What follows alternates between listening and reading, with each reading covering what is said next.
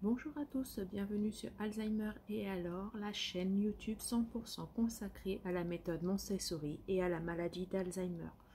Pour les petits nouveaux, bienvenue, c'est sympa de nous suivre. Et pour ceux qui passent par là par hasard, bienvenue aussi, j'espère que le sujet du jour vous intéressera. Alors, petite présentation rapide pour ceux qui ne me connaissent pas. Donc, je suis Albert Audrey, je suis aide-soignante diplômée d'État depuis plusieurs années, formée à la méthode Montessori sur le terrain, que je mets à jour tous les ans, et donc désormais je suis à mon compte et je suis conseillère de vie Montessori Alzheimer. Qu'est-ce que c'est que ce truc? Alors tout simplement, j'aide les aidants et les professionnels à apprendre à rétablir une bonne communication avec leurs proches ou leurs patients atteints de la maladie d'Alzheimer, que ce soit en institution ou à domicile. C'est parti pour le sujet du jour. Le sujet du jour, donc vous avez été nombreux à m'envoyer des MP ou des petits mails à ce sujet-là, à savoir, c'est quoi une activité Montessori? Sujet vaste. Mais en fait, vous allez voir, c'est plus simple que ce que vous pensez. Alors tout d'abord, une activité Montessori, alors il faut que vous pensiez normalisation. Je m'explique. Le but d'une activité Montessori n'est pas de se dire que la personne en face de vous elle a la maladie d'Alzheimer, mais plutôt de se dire que la personne qui est devant vous, c'est une personne. Donc on cherche à voir derrière la maladie. Donc la question qui se pose est: qui est cette personne que je prends en soin en face de moi? Qu'est-ce qu'elle aime? Qu'est-ce qu'elle n'aime pas? Quel était son métier? Ou qu'est-ce qu'elle fait encore comme métier? Il existe d'Alzheimer précoce. Qu'est-ce qu'elle aime dans la vie, faire, pas faire? C'est quoi ses loisirs, ses hobbies, ses aspirations, ses passions? Bref, en gros, qu'est-ce que c'est qui fait sa personnalité et qu'est-ce qui sont ses capacités préservées? Alors pour ceux et celles qui ne sauraient pas ce que c'est des capacités préservées, je vous ferai une petite incrustation de vidéos à la fin de cette dernière vidéo d'aujourd'hui. Et pour les autres, bravo d'avoir fait votre exercice, ça va vous aider grandement. Donc, on recommence. Une activité Montessori, qu'est-ce que c'est?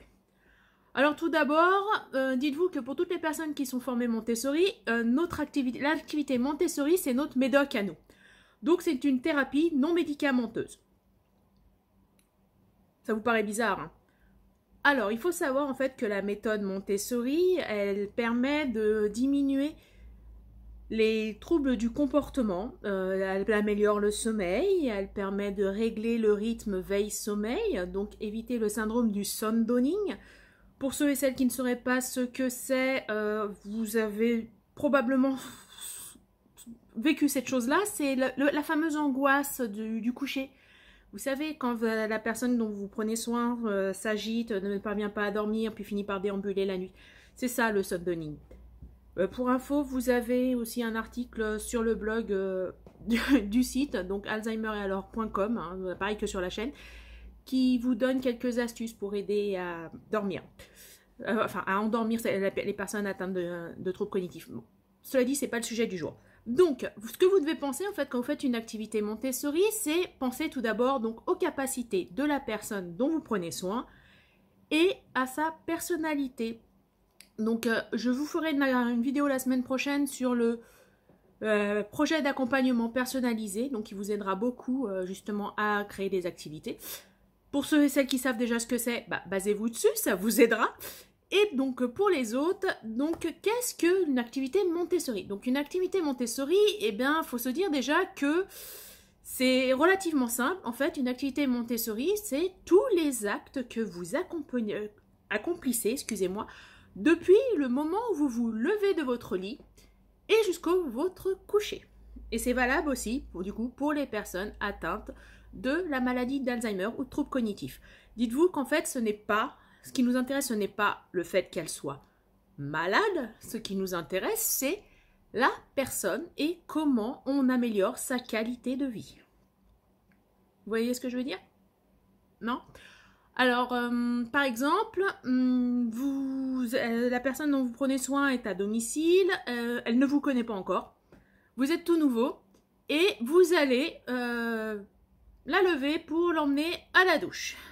Et là, on va vous dire non. Ça va être embêtant si vous allez insister. Et plus vous allez insister, plus la personne va s'opposer. En même temps, si vous y réfléchissez bien, la personne dont vous vous occupez, elle ne vous connaît pas. Donc vous rentrez dans son intimité déjà. C'est déjà pas évident. En plus, vous la sortez de son lit. Elle vous a rien demandé. Et maintenant, vous lui imposez d'aller se laver. Pourquoi elle accepterait? Voilà. Donc en fait, l'activité Montessori, même si vous prenez la douche par exemple, qui en est une, hein, il va d'abord falloir arriver à faire ce qu'on appelle de l'engagement dans l'activité. Je m'explique. Le but, en fait, d'une activité Montessori, ce n'est pas que la personne atteinte de troubles cognitifs trouve de quoi s'occuper. C'est à vous de proposer des activités qui puissent l'occuper. Et une fois que vous avez trouvé ces activités, il va aussi falloir qu'elles aient un sens pour elle. Franchement, si on parle du principe de la toilette, pourquoi elle irait se laver aujourd'hui?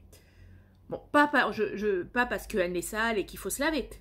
Moi, je ne vous parle pas de ce principe-là. Je vous parle plutôt de... Imaginez que vous êtes à sa place. Vous avez quelqu'un qui rentre dans votre vie, que vous ne connaissez ni d'Ève ni d'Adam, qui vous sort de votre lit et en plus qui vous impose de vous laver. Franchement, ça vous est pas arrivé de traîner au lit, vous, sans vous laver 24 heures ou peut-être plus parce que vous aviez pas envie? Si?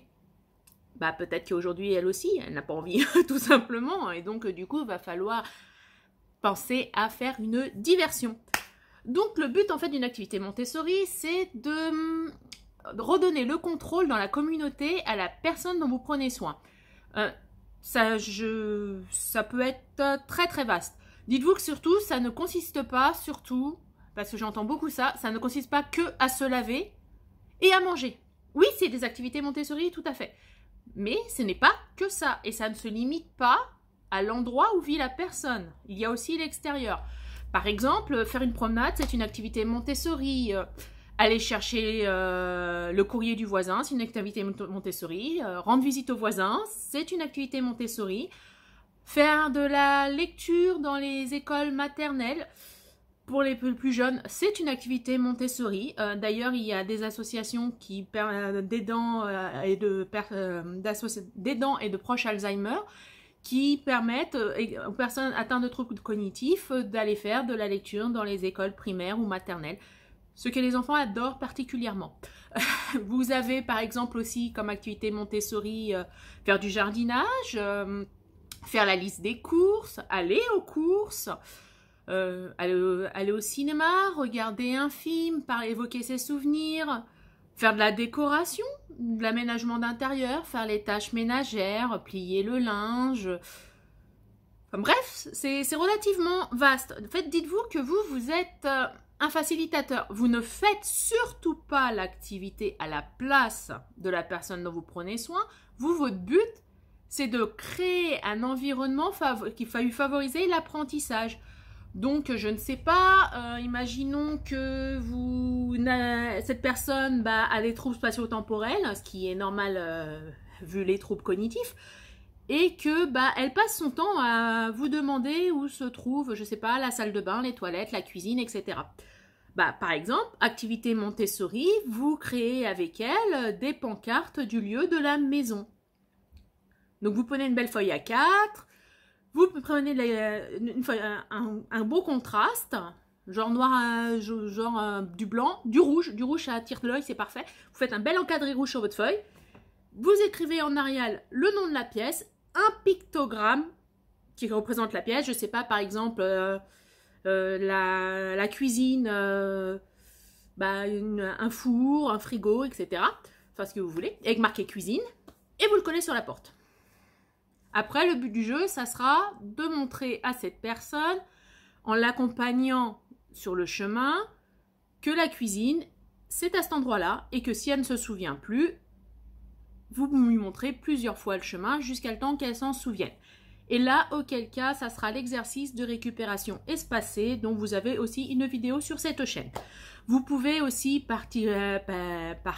faire éventuellement la décoration de table.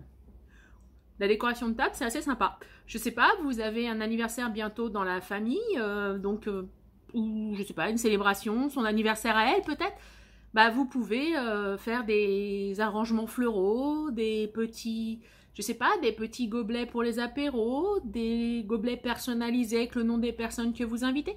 Bref, tout cela, c'est des activités Montessori, au même titre que, par exemple, le tricot, la lecture, la couture, enfin, bref, tout ce que vous devez retenir, c'est vous qui fournissez l'activité, faut qu'elle ait un sens pour la personne dont vous prenez soin, et que, du coup, elle ait envie de le faire.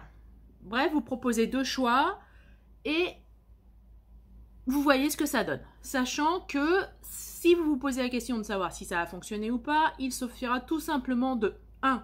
De poser la question. Poser la question dans tous les cas de figure qui peut vous arriver peut forcément vous aider et vous apporter des indices précieux. Et surtout, lui demander si elle aimerait recommencer. Auquel cas, si ça lui a plu et qu'elle aimerait recommencer, eh ben vous le notez dans un petit coin et vous savez que c'est une activité Montessori que vous pourrez proposer à cette personne. Vous pouvez aussi, par exemple, faire comme activité, voyons voir, un petit truc intéressant, je sais pas, créer un journal par exemple. Vous avez je sais pas, par exemple, la personne dont vous vous occupez a déménagé, elle a vécu dans plusieurs pays ou plusieurs régions. Vous récupérez sur internet des photos des régions en question, puis des photos de famille du même endroit, et vous créez une petite histoire de l'époque où, je sais pas, l'époque où par exemple cette personne, quand elle était adolescente, était, je sais pas, sur Lyon, sur Grenoble, et qu'est-ce qui se passait dans ce coin-là. Vous pouvez aussi faire des livres de vie. Alors ça, c'est un petit peu plus compliqué. Donc un livre de vie, c'est raconter en fait l'histoire, son histoire, en fait, l'histoire de la personne atteinte de troubles cognitifs. Elle confond après, au fur et à mesure, qui elle est, où elle est et l'époque où elle est. Et donc, ça lui permet de revoir sa vie dans un sens chronologique relativement plus simple. Ça peut aussi servir, par exemple, en cas décès du conjoint ou encore pour le placement en institution. Si vous avez des questions à ce niveau-là, n'hésitez pas à me contacter par email ou à me commenter cette vidéo. Et je vous répondrai gentiment. Bien sûr, toujours. Voilà. Donc une activité Montessori, on reprend. Donc ce sont tous les actes de la vie quotidienne de votre lever à votre coucher. Le premier but à penser, c'est surtout vous ne faites pas cette activité. C'est la personne atteinte de troubles cognitifs qui doit la faire. Vous proposez les activités et vous êtes dans l'engagement. Vous faites en sorte qu'elle puisse faire cette activité dans les meilleures conditions possibles. Donc, vous adaptez l'environnement, vous évitez qu'il y ait du bruit, qu'elle puisse se déconcentrer, etc., etc. Et à partir de là, du coup, elle va pouvoir vous aider à faire plein de choses, notamment, je sais pas, mettre la table, vous aider à cuisiner, éplucher des légumes. Les personnes âgées adorent éplucher des légumes, mais elles le faisaient quand elles étaient petites. Donc, si vous avez des légumes à éplucher, il n'y a pas de souci, servez-vous-en. Je sais pas, verser les verres d'eau, arroser les plantes, etc., etc. Donc bref, une activité Montessori, c'est ça, c'est un acte de la vie quotidienne, de votre lever à votre coucher, qui a du sens pour la personne dont vous prenez soin et qui va vous favoriser son engagement. Et du coup, plus vous allez occuper cette personne avec des actes qui vont vous aider aussi, plus cette personne, déjà, se sentira mieux dans sa peau, elle aura moins de troubles cognitifs, elle améliorera son sommeil, elle évitera la dépression, elle sera beaucoup plus enclin après à se sociabiliser, à communiquer, parce que c'est déjà ce qu'elle fera avec vous. Vous éviterez le syndrome du sound dawning, donc l'angoisse du coucher, etc., etc. Donc j'espère que cette vidéo vous a plu. Si vous avez besoin d'autres... avant que j'oublie. Je vous ai donné que des exemples d'activités Montessori. Ça ne veut pas dire que vous devez les faire automatiquement avec la personne dont vous prenez soin. Puisque la personne dont vous prenez soin, moi, je ne la connais pas. Donc, ce sont que des suggestions. C'en est. Mais il ne faut pas le faire si cette personne n'aime pas. Genre, vous n'avez pas eu me dire de, je sais pas, par exemple, d'éplucher des légumes. Si elle a toujours détesté ça, ça sert strictement à rien. C'est un non-sens. Hein. Nous sommes d'accord. Donc, merci de m'avoir écouté. Et donc, la semaine prochaine, nous ferons une vidéo sur le plan d'accompagnement personnalisé. Donc, j'espère que vous serez là. Ça sera un petit document qui vous aidera et qui aidera également tous les professionnels ou intervenants avec qui vous travaillez. Merci, au revoir et à bientôt. N'hésitez pas à liker, disliker, commenter, partager. Bref, tout ce que vous voulez. En fait, plus vous allez le faire, plus on va monter dans le classement YouTube et donc plus facile plus ça sera facile de nous trouver et plus nous ferons de vidéos. Même s'il y en a déjà une fois par semaine, je prévois de faire des lives avec des professionnels ou toute seule et aussi avec vous, bien sûr. Donc, n'hésitez pas. Au revoir.